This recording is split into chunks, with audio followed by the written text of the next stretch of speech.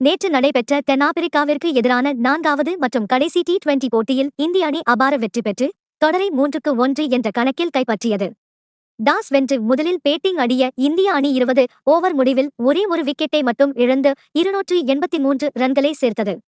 India சார்பில் அதிகபட்சமாக ஆட்டம் இழக்காமல் திலக் வர்மா 120 ரன்கள் 47 பந்துகளிலும், சஞ்சு சாம்சன் 109 ரன்கள் 56 பந்துகளிலும் சேர்த்தனர்.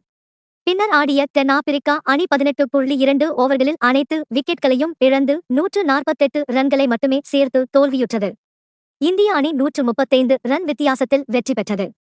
தென்னாப்பிரிக்கா அணியின் சார்பாக பேட்டிங் செய்த ஸ்டப்ஸ் அதிகபட்சமாக 43 ரன்களை சேர்த்தார். இந்தியா சார்பில் பந்து வீசிய அர்ஷ்தீப் சிங் 3 விக்கெட்களையும், வருண் சக்கரவர்த்தி 2 விக்கெட்களையும் எடுத்தனர். தென்னாப்பிரிக்காவுக்கு எதிரான 4வது T20 போட்டியில் ஒரே இன்னிங்ஸில் இந்திய அணியின் சஞ்சு சாம்சன் மற்றும் திலக் வர்மா ஆகிய 2 பேரும் சதம் அடித்து புதிய சாதனையை நிகழ்த்தினர். இந்த போட்டியில் இந்திய அணி சர்வதேச T20 போட்டிகளில் அதிக சிக்ஸ் அடித்த சாதனையை செய்தது. இந்த ஒரே போட்டியில் இந்திய அணி 23 சிக்ஸர்களை அடித்து இருந்தது. Sanju Samson 9 six, Abhishek Sharma 4 six, Tilak Varma 10 six அடித்து இந்த சாதனையை படைத்தனர்.